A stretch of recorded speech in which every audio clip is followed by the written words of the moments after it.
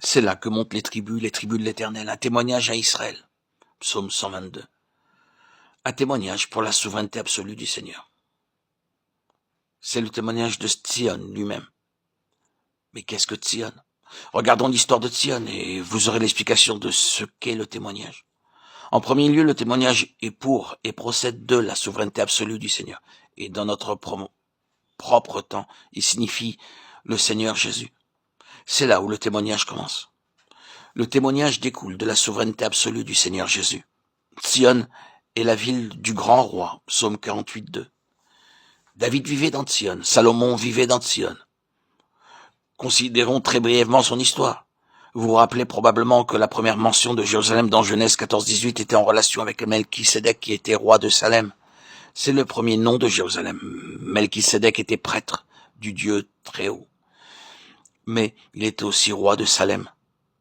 La première mention de Tzion ou Jérusalem est liée à la royauté en relation avec le sacerdoce.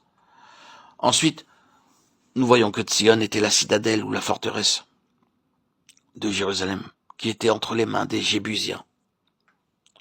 Elle fut appelée en premier lieu Jébuse, le bastion des Jébusiens.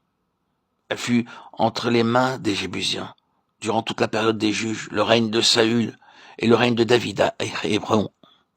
Mais quand tout Israël vint à Hébron faire de David leur roi, doublement établi dans sa royauté, alors il est allé à Jébu.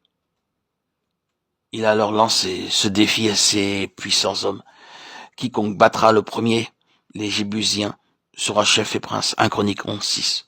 Joab monta le premier, mais c'était une forteresse qui était considérée absolument inexpugnable par les Jébusiens, car ils disaient « l'aveugle et le boiteux sont suffisants pour défendre tout cela ».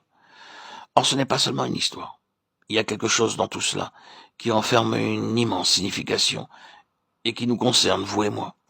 L'établissement du Seigneur Jésus dans la souveraineté absolue n'est pas un jeu d'enfant. Considérons-le dans son propre cas.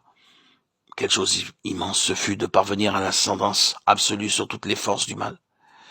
Quelle prise les forces du mal avaient sur la citadelle de l'âme de l'homme, sur ce monde. Une telle emprise faisait dire à l'ennemi que sa position était inexpugnable.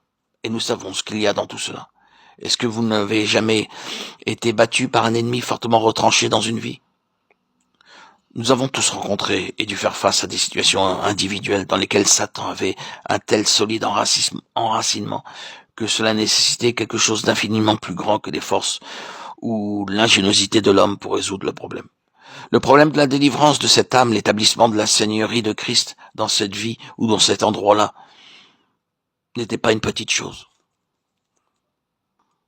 Nous pouvons proclamer avec force et véhémence que Jésus est Seigneur. Mais c'est justement dans ce domaine que toutes nos propres batailles font rage.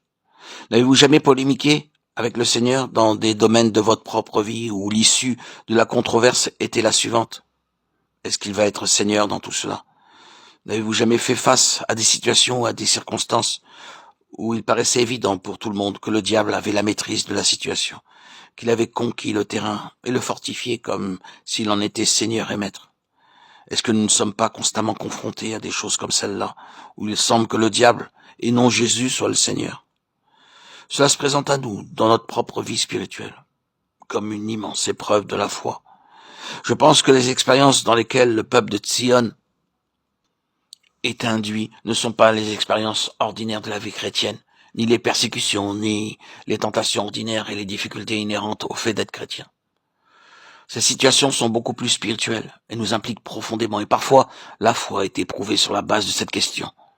Est-ce que Jésus est Seigneur malgré tout cela? Regarde la situation, regarde aux circonstances, regarde les forces qui semblent la contrôler. Jésus est-il Seigneur? J'espère que je ne scandalise personne. Vous pouvez ne pas avoir eu cette expérience. Dans ce cas, ne soyez pas scandalisés et ne vous inquiétez pas de cela. Mais certains savent de quoi je veux parler, car ils ont été dans le tourbillon de ces épreuves spirituelles, soulevant la question de savoir si, après tout, le Seigneur était réellement Seigneur. Dans nos cœurs, c'est une question liée au domaine de notre foi. Nous y croyons et nous nous accrochons à cela. Mais ce domaine est beaucoup remis en question. Nous ne parvenons pas à cela aisément. Il en est ainsi avec Tzion. La seigneurie de Christ est seulement établie à grand prix. C'est seulement par le moyen de terribles conflits et d'épreuves que vous parvenez à établir qu'il est réellement Seigneur dans votre propre cœur. Mais quand vous traversez cela, oh, quelle chose immense! Vous êtes dans une position où vous connaissez le Seigneur d'une manière peu ordinaire et inhabituelle. Vous avez un témoignage pour les personnes qui doivent passer par un processus similaire. Et vous pouvez les aider, parce que vous avez lutté dans de terribles conflits de la foi concernant la Seigneurie de Christ. Est-ce que cela ne peut pas expliquer pourquoi certains parmi vous ont des expériences aussi extraordinaires? Si vous regardez certains chrétiens, vous les voyez passer par des épreuves comparativement faciles. Ils obtiennent ce qu'ils veulent, ou ce qu'ils pensent qu'ils devraient avoir. Mais avec vous, tout est une affaire de conflit et rien ne s'acquiert aisément. Cette expérience peut être expliquée par le fait que le Seigneur a mis sa main sur vous, avec pour but de mettre dans votre vie quelque chose de sa seigneurie, pour vous introduire dans ce domaine, de manière à faire de vous un serviteur et un vase particulier, utile pour lui. Certains parmi vous sont passés par là, et savent que c'est vrai. Mais certains parmi vous peuvent aussi passer par cela dès maintenant.